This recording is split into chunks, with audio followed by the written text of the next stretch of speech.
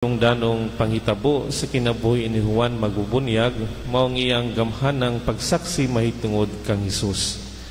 Mao man gani nga ang iyang duha ka disipulo dali rang mibiya kaniya aron sa pagsunod sa kordero sa Dios. Tataw alang kanila nga si Hesus mao ang gisangyaw ni Juan magbubunyag nga Mesiyas, busa misunod sila dayon og nahimong mga tinun-an ni Hesus.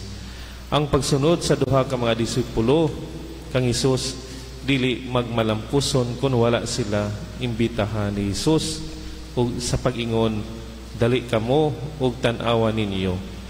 Mipuyo sila uban kaniya, human sa ilang nakita ug nasaksihan, gisangyaw usab nila dayon ang ilang kasinatian ngadto sa uban. Sama pananglit kang Andres nga nakita dayon nangita dayon sa iyang igsuon si Pedro aron makahinagbo niya si Hesus.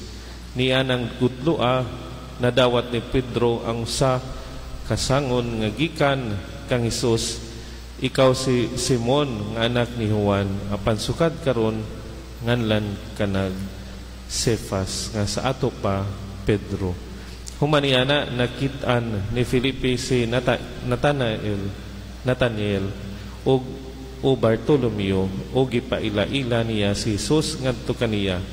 Masabtan nato dinhi nga ang pakighinagbo o pagsunod kang Hesus isip kordero sa Dios mahitabo tungod sa panabang sa isig katawo ug nahimong pamaagi sa pagkadisipulo o mga tinun-an hangtod karon panahona.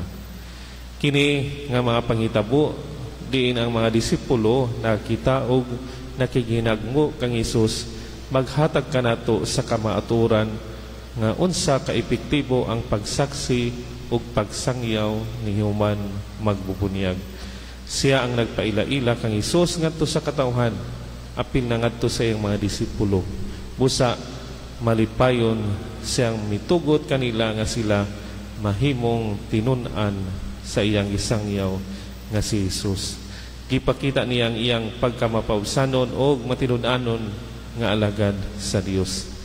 Alang kanato, mahinungdanong pamalandong usab ang mga gutlo nga una natong nakaila si Hesus, aron atong matagamtang pag-usab ang kalipay nga atong nasinati at tubangan sa iyang presensya.